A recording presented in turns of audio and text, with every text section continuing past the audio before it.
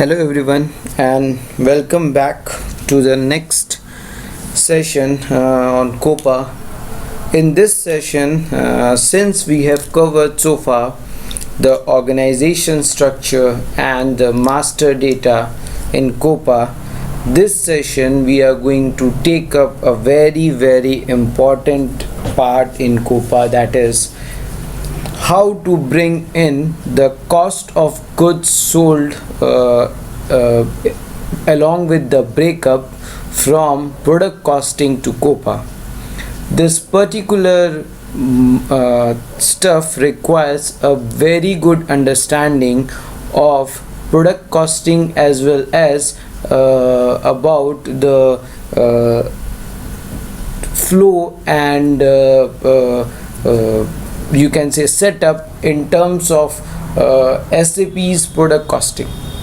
So you need to have a good knowledge or rather a good understanding in terms of how the standard costings and the actual postings and everything happens in business term, and besides that how the same is getting done in SAP's product costing. Just a minute, give me a moment please. Hello. Sorry,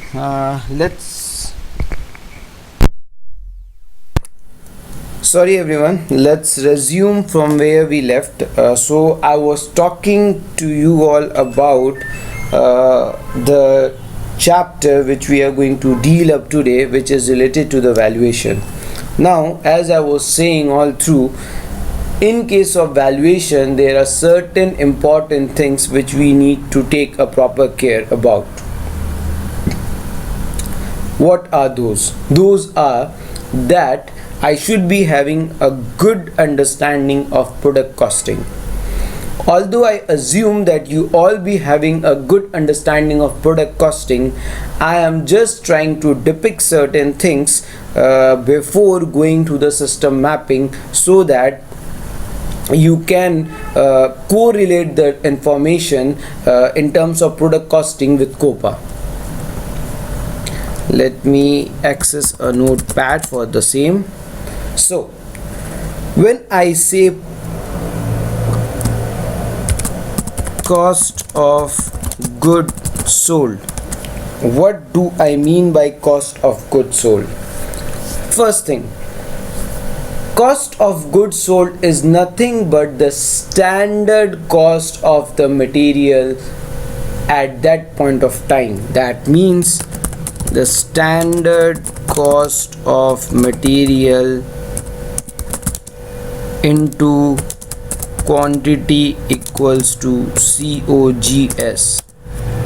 Now, when we are calculating the standard cost, which is a standard cost, estimated standard cost of the material, we do bifurcate that cost in different categories. Like we bifurcate them in terms of raw material consumed, then other consumption cost, then might be water, power, depreciation, consumables, etc., which in totality reach out to become the standard cost of material.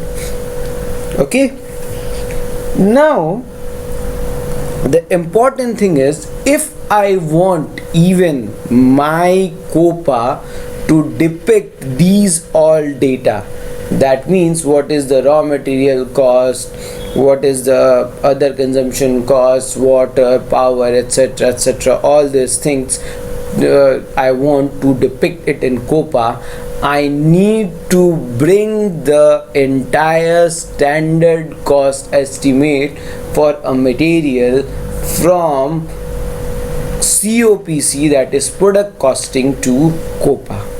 Okay, let us focus on two more important things.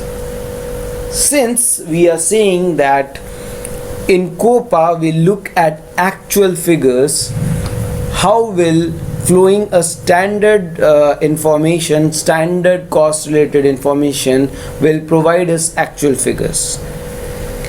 We will flow the standard cost information through COGS and its breakup, that's true. But besides that, we also flow in COPA variances in terms of material, in terms of labor, in terms of input, output, etc. So all those variances, when gets reduced from COGS, that gives you the actual raw material consumption cost, right?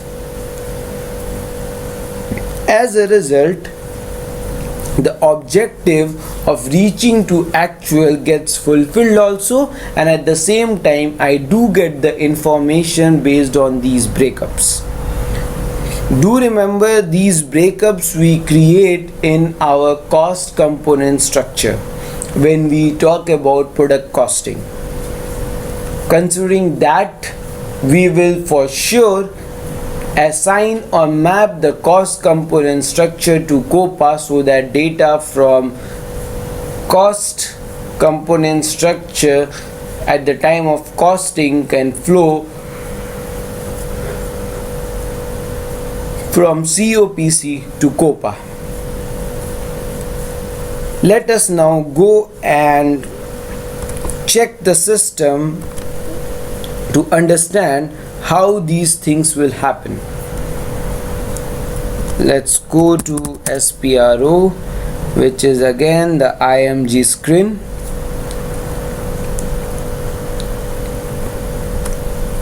Okay, controlling profitability analysis.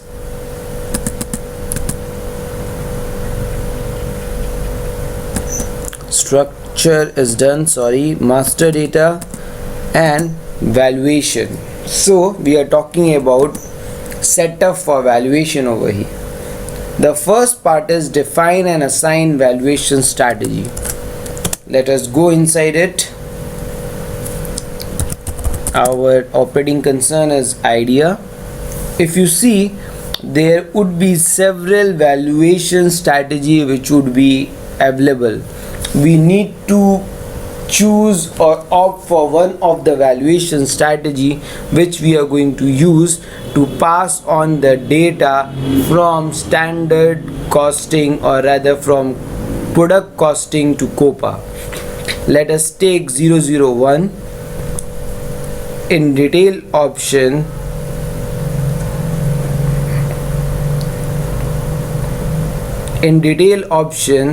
what we are going to do is we are going to put across the information in different fields. Like over here we say that the material cost would be flown to the quantity field VVIQT. Similarly, if there is any commission or if there is any freight and all, that will even flow to the same quantity field. And last but not the least is the assignment of the valuation strategy to different PV ratios, which are the point of valuations. Basically, we choose the real-time valuation of actual data, and the receivers, which are the complete float, you can say flow of values to COPA, their record types. Mostly over here the record type which we talk about is the portion which will come from A, the portion which will come from C, and the portion which will come from F. So those you will find assigned. So normally we don't have to do anything over here. For the current case, what we have done is we have created a valuation strategy called PL1. So let us go and see what PL1 has stored for us. Nothing in terms of details, but in assignment even there is nothing over here. So we have just created a valuation strategy to be used at a later stage. Now we will go to material cost estimate part, because we need to flow the data from material cost estimate to COPA, right? Let's go and check the assignment in terms of material to our COPA. If you see, as I told, the point of valuation would be 01, which would be assigned. Then the record type would be again incoming sales order in most of the cases, or the billing and order settlement part, depending upon that. Mostly it will be the sales orders. Based on that, we will put across the material which we are looking for, and the validity period. After that, there would be a condition key, which is nothing but the costing key, which is nothing but the costing strategy or valuation strategy that we created. Out of that, we will choose the one which will be created or being used for our particular COPA reporting. Like in the given case, we are using the online valuation case for our reporting purpose. Okay, so similar way, we have assigned all the data which are going to flow at a material level. We can keep on assigning the materials over here.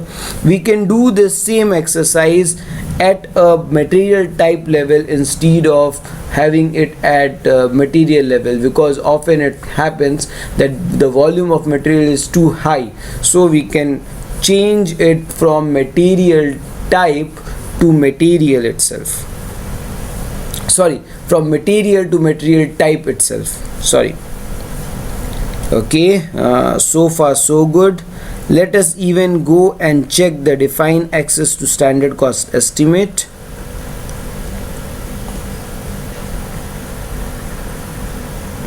This is where we have defined those I-12 so that the same can be assigned. Finally, we will assign the costing key to the characteristics if it is required. Normally we don't require this assignment, so we can skip it, but we will assign all these characteristics to our valuation type. So right now I need to choose the cost component structure. As I was saying you that we need to require those cost component structure. If you see, for each of the cost component structure that has been created, I will mention the relevant value fields. Based on the value fields, the data will flow from the cost component structure to these value fields and update in COPA. In most of the cases, we will put across depending upon whether it's variable, it's fixed, or it's the sum of all. The denomination, or rather the type of flow, will also be mentioned. This is nothing but the cost component structure line items, which has been created while putting across the cost component structure, and PV is all as the point of valuation we have in our system. This is a very important part based on which the data flow from COPC to COPA. Apart from this, there is nothing else.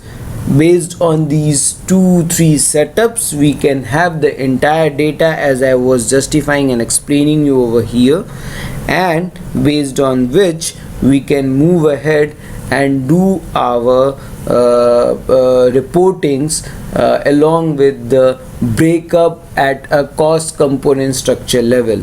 The breakup at cost component structure level for sure gives you relevant information in terms of to what extent and to what detail the costs are getting captured and booked for your particular material. This ends up our valuation part, although it's pretty small when it comes to the setup, but it's very very important to understand this, because my entire COPC's standard cost information flow to COPA is dependent on the settings and is a very crucial part.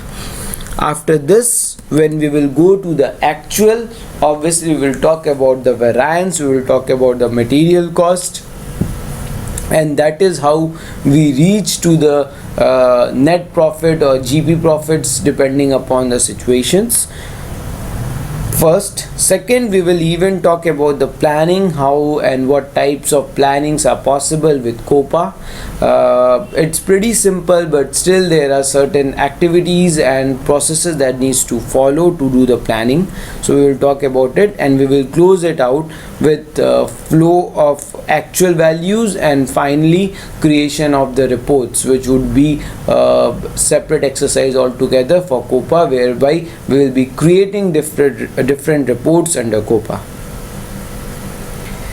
Okay, so let's meet up in the next session to talk about planning. Thanks a lot everyone. Let's meet up in the next class.